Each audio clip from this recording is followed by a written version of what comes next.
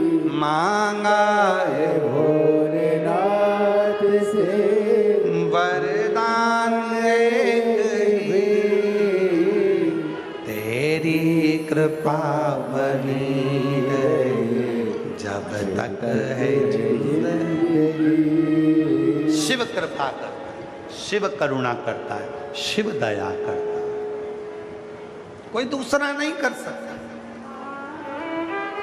लोगों को हंसी लगती है शिव महापुराण की कथा में, लोगों को लगता है क्यों भैया तुम उस तीर्थ में नहीं जा रहे, तुम वो तीर्थ नहीं जा रहे, और तुम दौड़ दौड़ के सीहोर जा रहे, तुम कुबरेश्वर धाम पर जा रहे। कुबरेश्वर धाम था कब? कुबरेश्वर धाम लोग दौड़ कर जा रहे हैं। आखिर कुबरेश्वर धाम पर ऐसा है क्या? हम निवेदन करेंगे, जो कहते हैं कि कुबरेश्वर धाम पर ऐसा क्या है, एक बार कुबरेश्वर धाम के कंकर को उठाओ, 5 कंकर रखकर पूजन करो, एक कंकर उसमें से लेकर आ जाओ और रुद्राक्ष बाबा का मांग कर ले आओ, फिर मालूम पड़ेगा कि कुबरेश्वर धाम में है क्या। क्या क्या देता है, फिर मालूम पड़ेगा। ये इतने लाखों शिव भक्त ऐसे ही आ जाएंगे क्या? ये लाखों शिव भक्त बिना निमंत्रण के, ना तो इनके पास कोई ने पीले चावल दिए, ना इनको निमंत्रण भेजा, ना पत्रिका दी, ना बैनर लगा, ना फ्लेक्स लगा, पूरे घरों में कहीं बैनर फ्लेक्स नहीं, कहीं पत्रिका नहीं, कहीं निमंत्रण नहीं, कहीं पीले चावल नहीं, कोई जाकर हाथ जोड़कर नहीं बोला कि तुम आना। उसके बाद भी बिना प्रचार, बिना प्रसार, बिना बोले, बिना अलाउंस के, अगर भजन संध्या होती है तो पहले अलाउंस करना पड़ता है, आज भजन संध्या ये चौक पे होगी, ये चौक पे होगी, लोग फिर भी ना जाए। और यहाँ क्यों आए हो?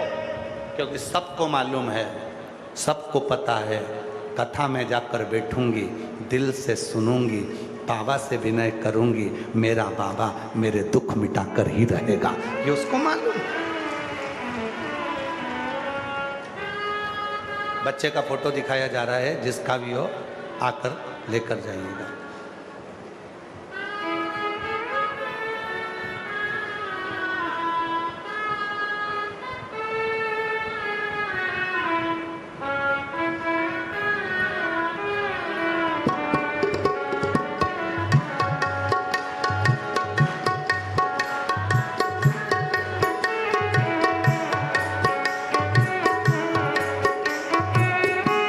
तू आजा भोले जोगिया, तू आजा भोले जोगिया, तू कर मेहरबानिया, तू कर मेहरबानिया, खड़े हैं हाथ जोड़ के भोले जी तेरे नाम रे, खड़े हैं हाथ जोड़ के भोले जी तेरे नाम रे।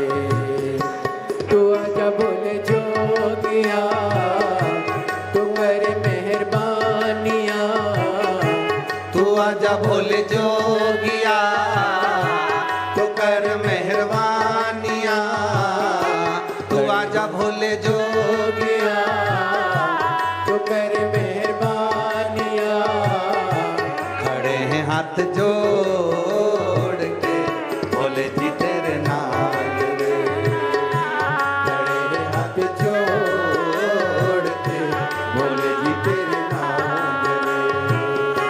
तू आजा भोले जोगिया, तू आजा भोले जोगिया, तू कर मेहरबानिया, तू कर मेहरबानिया, खड़े हैं हाथ जोड़ के भोले जी तेरे नाम रे, खड़े हैं हाथ जोड़ के भोले जी तेरे नाम रे। तू आजा भोले जोगिया, तू आजा भोले जोगिया, तू कर मेहरबानिया, तू कर मेहरबानिया, खड़े हैं हाथ जोड़ के भोले जी तेरे नाम रे, खड़े हैं हाथ जोड़ के भोले जी तेरे नाम रे। शंभो राधे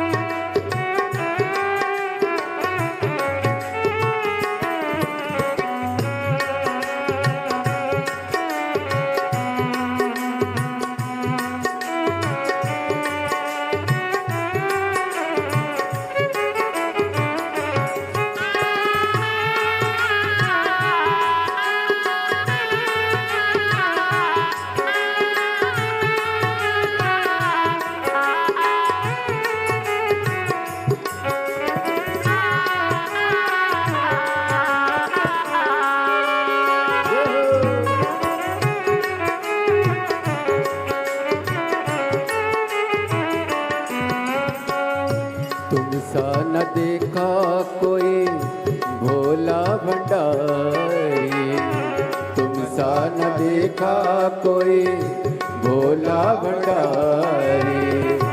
भोला भंडारी नहीं तुलना तुम्हारी, भोला भंडारी नहीं तुलना तुम्हारी। तुम सा न देखा कोई भोला भंडारी, तुम सा न देखा कोई भोला भंडारी। भोला भंडारी नहीं तुलना तुम्हारी, भोला भंडारी नहीं तुलना तुम्हारी। कहाँ ये पुकार के खड़े हाथ जोड़ के, कहाँ ये पुकार के भक्तों ने विचार के, खड़े हाथ जोड़ के बोले जी तेरे नाल वे, खड़े हाथ जोड़ के बोले जी तेरे नाल वे। तू आजा बोल जोगिया तू कर मेहरबानिया, तू आजा बोल जोगिया तू कर मेहरबानिया। खड़े हाथ जोड़ के बोले जी तेरे नाम रे, खड़े हाथ जोड़ के बोले जी तेरे नाम रे।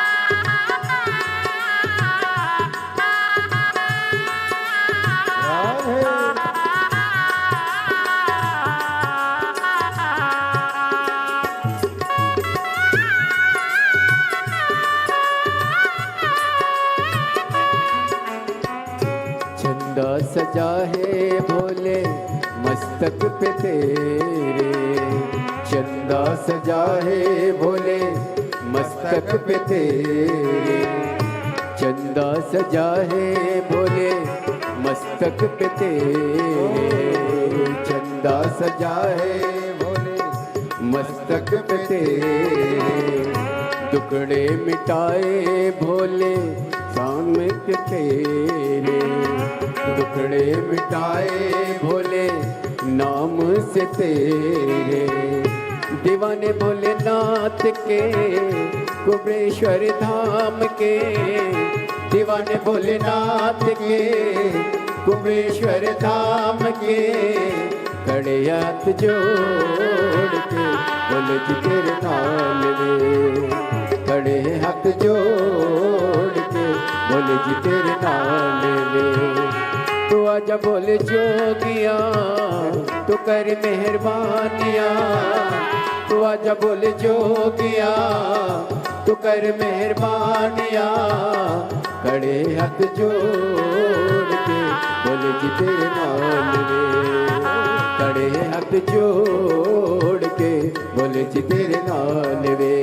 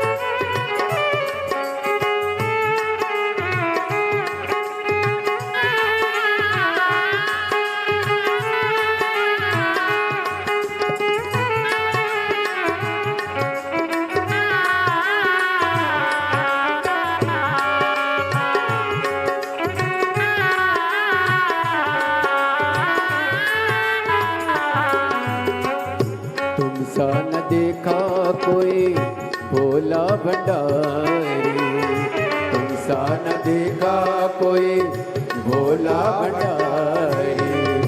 भोला भंडारी नहीं तुलना तुम्हारी, भोला भंडारी नहीं तुलना तुम्हारी।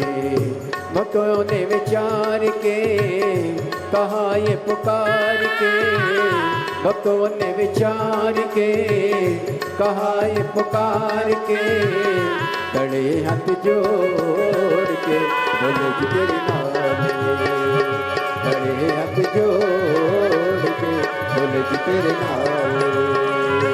तू आजा बोले जोगिया तू कर मेहरबानिया, तू आजा बोले जोगिया तू कर मेहरबानिया, खड़े हाथ जोड़ के बोले जी तेरे नाम ले, खड़े हाथ जोड़ के बोले जी तेरे। विनय करिएगा, निवेदन करिएगा, जहाँ जगह मिले वहाँ बैठकर बाबा को अपने मन का भाव करिएगा, प्रार्थना करिएगा, निवेदन करिएगा, साथ में बोलिएगा, हृदय से पुकारिएगा।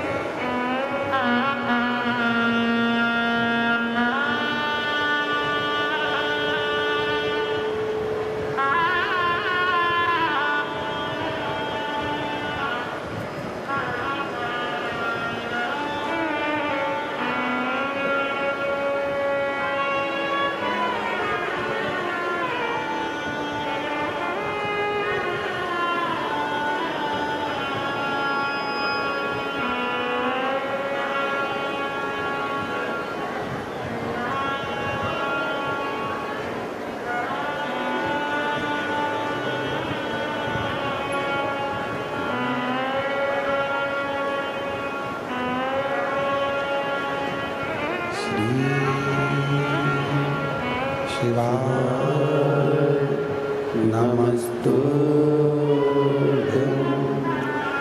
श्री शिवाय नमस्तुभ्यं, श्री शिवाय नमस्तुभ्यं, श्री शिवाय नमस्तुभ्यं, श्री शिवाय नमस्तुभ्यं। भोला सब दुख काटो,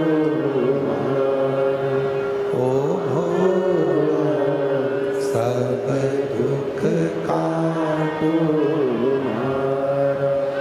शिव शंकर जपो तेरी माला, भोले बाबा जपो तेरी माला, भोला सब दुख काटो,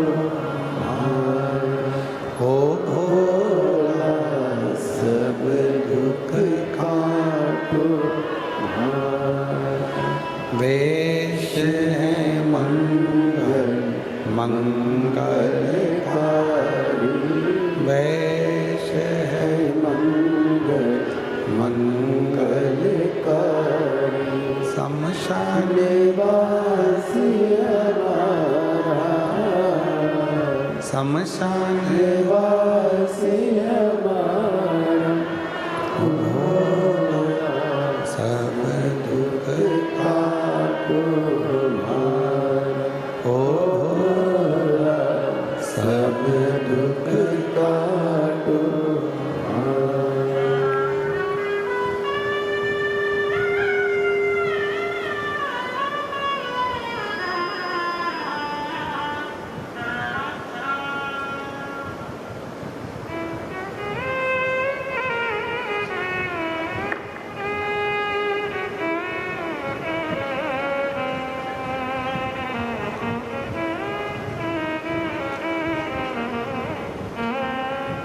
बाबा देवाधिदेव महादेव भगवान शिव ओगरदानी त्रिकालदर्शी कैलाशी अविनाशी भगवान शंकर की पवित्र कथा कर शिव महापुराण की कथा वर्णन करती है।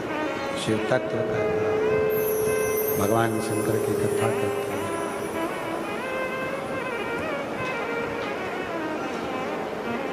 भगवान शिव के केवल नाम उच्चारण से, मंत्र उच्चारण से जीव के संपूर्ण जीवन के सुख, संपूर्ण जीवन में जो सुख की कामना होती है वो सुख प्राप्त होना प्रारंभ हो जाता है। और पूरे जीवन में जो हमारा दुख है, कष्ट है, वो दूर हटना प्रारंभ हो जाता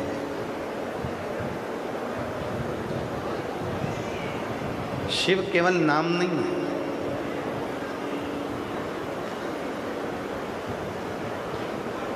श्री शिवाय नमस्तुभ्यम केवल मंत्र ही नहीं है। श्री शिवाय नमस्तुभ्यम केवल मंत्र नहीं, वो रूप है, वो आनंद है जो मनुष्य के जीवन में सारे दुखों को मिटाकर सुख प्रदान कर देता है।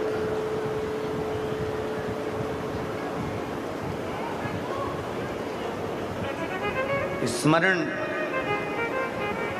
आनंदता देने वाला।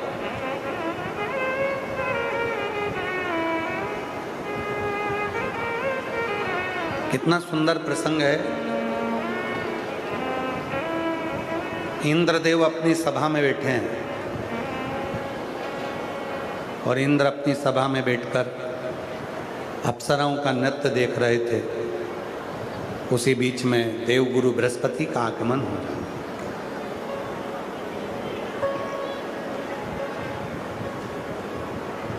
देवगुरु बृहस्पति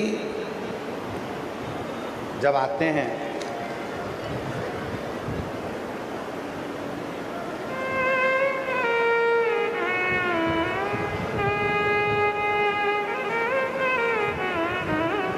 देवगुरु बृहस्पति जब आते हैं और देवगुरु बृहस्पति का जब आगमन हुआ तब इंद्रदेव अपने सिंहासन से खड़े नहीं हुए, प्रणाम नहीं किया।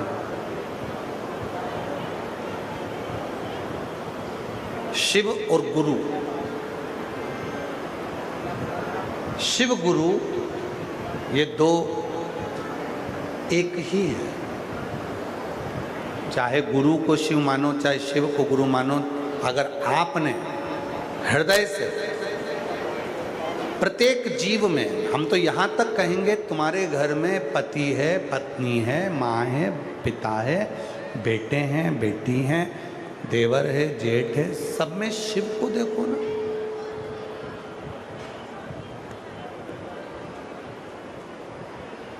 रचा है सृष्टि को प्रभु ने, वही ये सृष्टि चला रही। जो पेड़ हमने लगाया पहले, जो पेड़ हमने लगाया पहले, उसी का फल अब हम पा रहे हैं।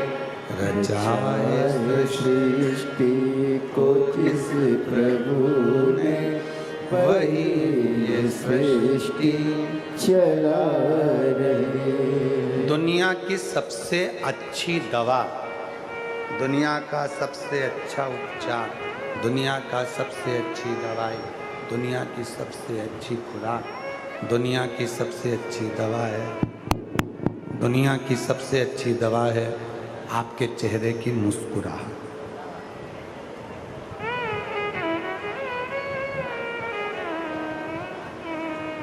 दुनिया की सबसे अच्छी दवा है आपके चेहरे की हंसी, दुनिया की सबसे अच्छी दवा है आपके चेहरे की मुस्कुराहट, आपके चेहरे की हंसी।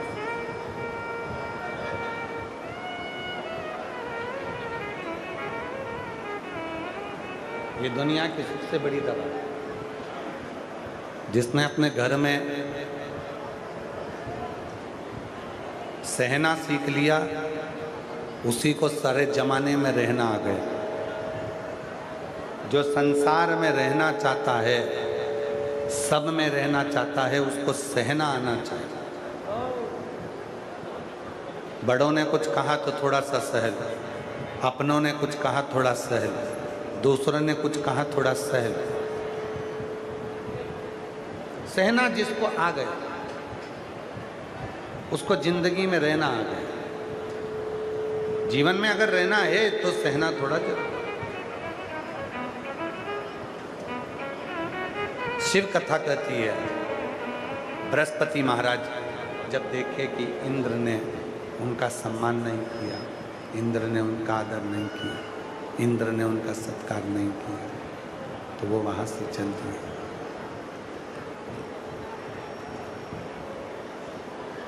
वहाँ से उठे और चल दिए। शिव कथा कहती है, भगवान शंकर का चरित्र कहता है, शिव महापुराण की कथा कहती है, शिव तत्व कहता है। भगवान शंकर का चरित्र, भगवान शंकर की कथा वर्णन करती है। भोलेनाथ बाबा की ये पवित्र कथा कहती है कि गुरु बृहस्पति वहाँ से चले गए।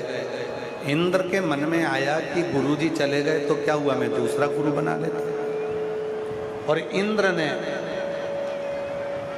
विश्वरूपा जी को गुरु बनाया। जब विश्वरूपा जी गुरु बन गए, उनके 3 मुख थे। कई लोग बड़े विचित्र होते हैं जो कह देते हैं एक बार गुरु मंत्र ले लिया और मान लो वो गुरु मंत्र हमको याद नहीं रहा या गुरु जी चले गए तो क्या हम दूसरा मंत्र ले सकते? लोग दूसरा मंत्र ले लेते, दूसरे से फिर तीसरा मंत्र ले लेते, तीसरे से चौथा मंत्र ले लेते और उनकी पूरी ज़िंदगी ऐसे निकल जाती है कि यहाँ भी मंत्र ले लो, वहाँ भी मंत्र ले लो, वहाँ भी मंत्र ले लो, वहाँ भी मंत्र ले लो। सारे मंत्रों में भटकते हुए, सारे मंत्रों में घूमते घूमते उनका पूरा जीवन ऐसे निकल जाता है। उनकी जिंदगी पूरी ऐसे निकल जाती है, उनका जीवन पूरा ऐसे निकल जाता है। शिव कथा कहती है, एक साथ है सबसे। भगवान शंकर का चरित्र कथा, शिव महापुराण की कथा कहते हैं। भगवान शंकर का चरित्र कथा है, शिव तत्व कथा है, शिव पुराण कहती है, शिव महापुराण की कथा वर्णन करती है। एक मंत्र यदि आपने कोई पकड़ रखा है, एक गुरु की शरणागति यदि आपने पकड़ रखी है, तो फिर आपको भटकना नहीं है। वो आपको फल देगा। हो सकता है कि थोड़ा सा समय लग जाए। एक पत्र अच्छा है,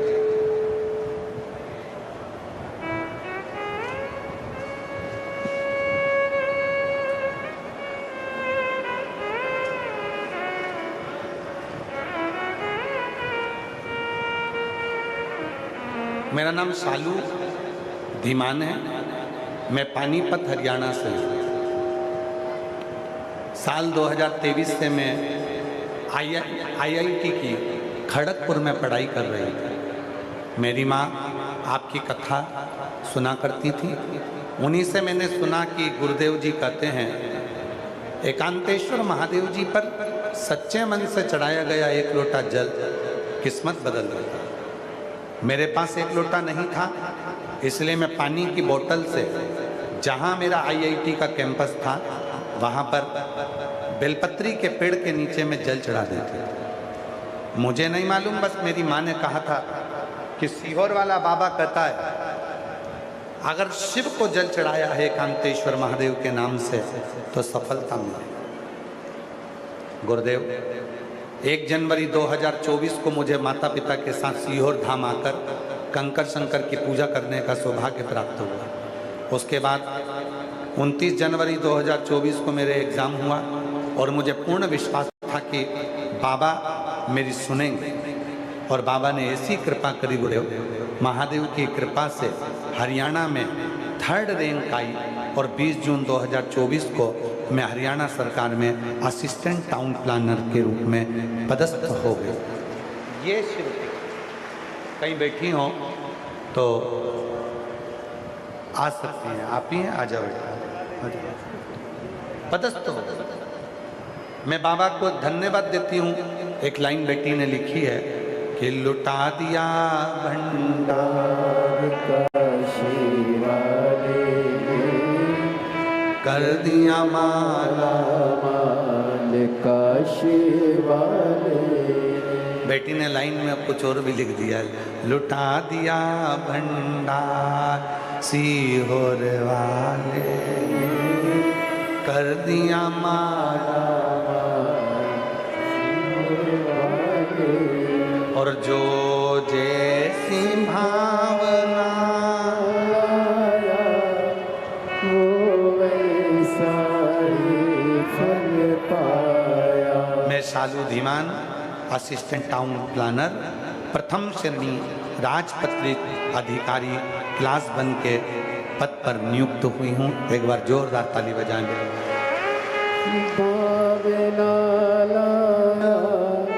वो ऐसा ही फल पाया, नहीं खाने से लौटाया। बेटी कह रही है आईआईटी करते करते मैं मम्मा के कहने पर 3 बार सीहोर भी गई और बाबा से वहाँ कंकर शंकर पूजन कर कर विनती कर कर आई थी कि बाबा मेरा जॉब ऐसी जगह लगाना और ऐसा लगाना कि दुनिया देखती रह जाए। बाबा ने वही किया। एक बार जो नहीं खाली उसे लौटाया, वो मन ही मन हर। एक पत्र और बड़ा सुंदर है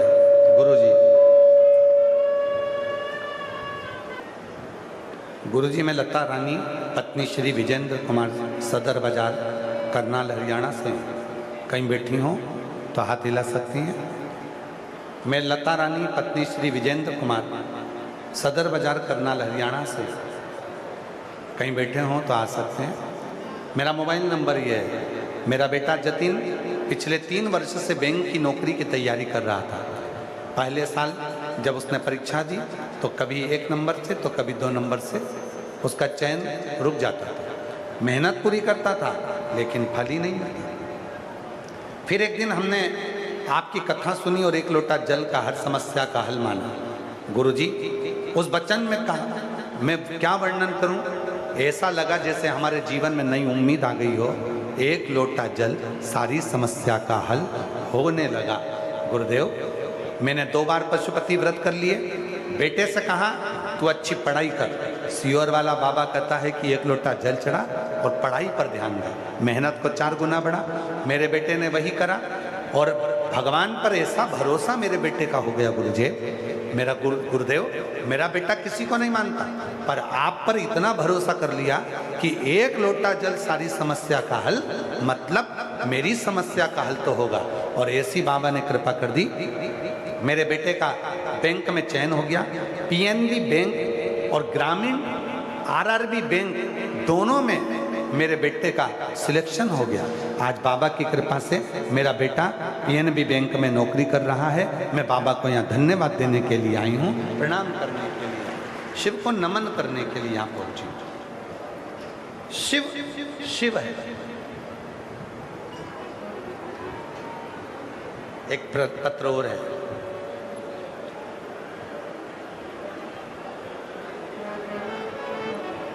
रेखा सोमपाल आराईपुरा करनाल की रहने वाली है। कहीं बैठी हो तो हाथ हिला सकती हैं और बैठी हो तो आ सकती हैं। गुरुदेव मेरा बेटा कई बार पढ़ाई कर एग्जाम देता पर उसका सिलेक्शन नहीं होता। आखिरी में मेरे बेटे को मालूम पड़ा कि शिवजी पर 1 लोटा जल चढ़ाने पर और बेलपत्री में शहद लगाने से फल की प्राप्ति होती है। मेहनत को 4 गुना मेरे बेटे ने करा और बेलपत्री पर शहद लगाकर बाबा की कृपा से आज मेरे बेटे का एयरफोर्स में पायलट ऑफिसर के पद पर सिलेक्शन हो गया। मैं बाबा को यहाँ पर नमन करने के लिए आई हूँ। आज मेरे बेटे का एयरफोर्स पायलट ऑफिसर के पद पर नियुक्त हुआ है। मैं शिवजी को यहाँ प्रणाम करने के लिए शिव जी को यहाँ नमन करने के लिए आए। शिव है, ओगरदानी ओगरदानी है, शंभु शंभु, त्रिकालदर्शी त्रिकालदर्शी, कैलाशी कैलाशी। शिव कथा कर रहे। बृहस्पति महाराज का अपमान हुआ, बृहस्पति महाराज वहाँ से चले गए। प्रजापति विश्वरूपा जी गुरु बन गए। 3 मुख थे, 3 मुख से भाग लेते थे, तो क्रोध आ गया इंद्र को, और इंद्र को क्रोध आया तो उस इंद्र ने विश्वरूपा जी का जब सिर काटा, ब्रह्म हत्या सिर पर लग गई, ब्राह्मण हत्या सिर पर चढ़ गई, और ब्राह्मण हत्या सिर पर चढ़ी तो उस ब्रह्म हत्या को उन्होंने अग्नि को, जल को, पृथ्वी को और स्त्री को, ब्रह्म हत्या को।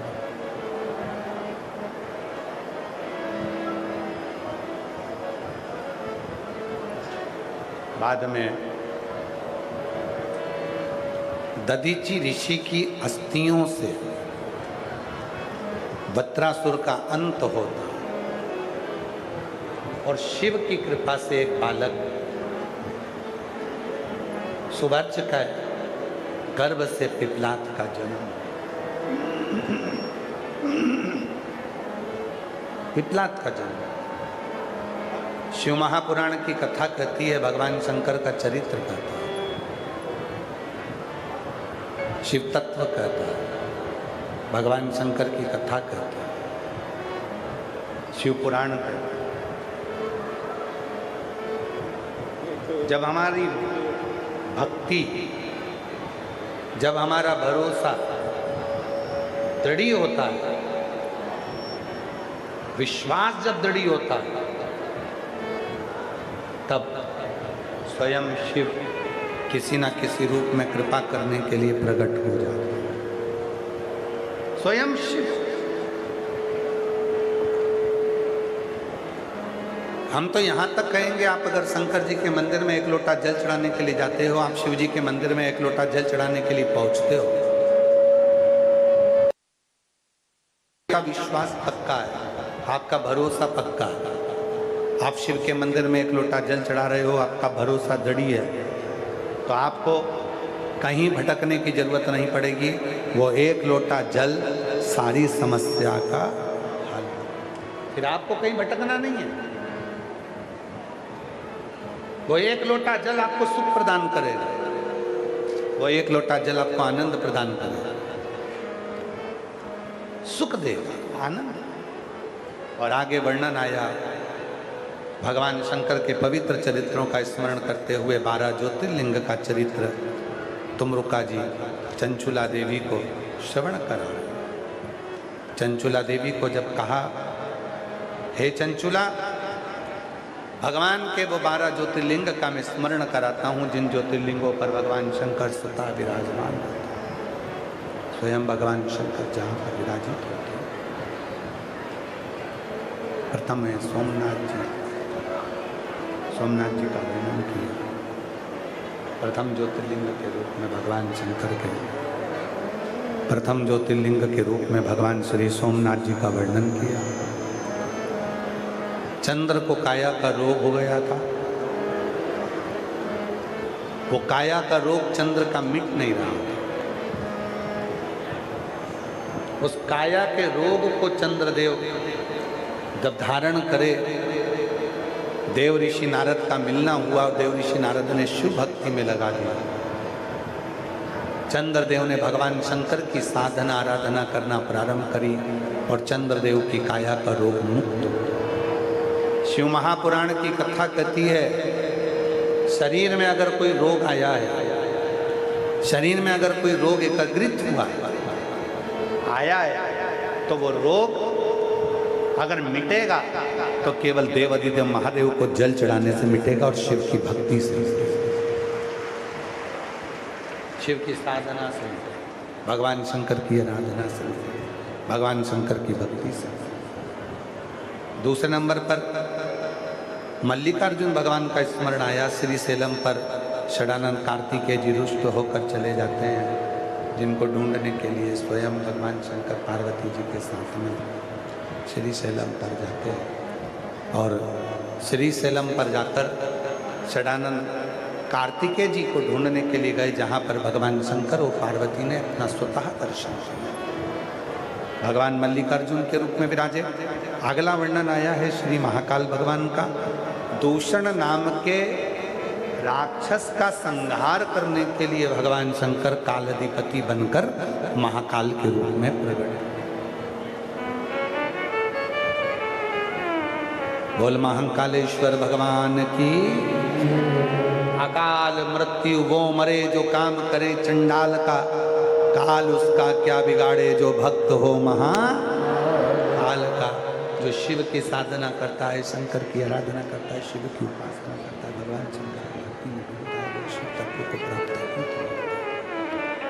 भगवान शंकर को प्राप्त करता है, शिव तत्व को प्राप्त करता है।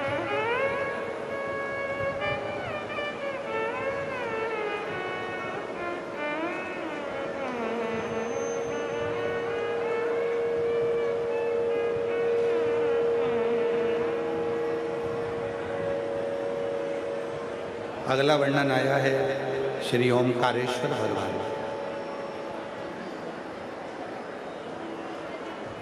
विंध्य पर्वत में तप करी और तप कर कर भगवान को ओम का नाद कर कर प्राप्त किया। शिव जी ओमकारेश्वर के रूप में विराजे। फिर वर्णन आया केदारनाथ जी का। नर नारायण के तप करने से भगवान श्री केदारेश्वर प्रकट। कुंभकर्ण की धर्म पत्नी करकटी के पुत्र भीम का संहार शिव जी ने किया, जिससे शिव जी का नाम भीमाशंकर हो गया। अगला वर्णन आया है मनु और शत्रुपा के तप करने से भगवान विश्वनाथ जी के रूप में विराजमान होते हैं काशी। गौतम बाबा पर गौ हत्या का दोष लगा। उस दोष को मुक्त करने के लिए ब्रह्मा, विष्णु और महेश तीनों शिवलिंग की आकृति में प्रकट हुए, तो शिव जी का नाम त्र्यंबकनाथ हुआ। रावण भगवान शंकर के शिवलिंग को लेकर जा रहा,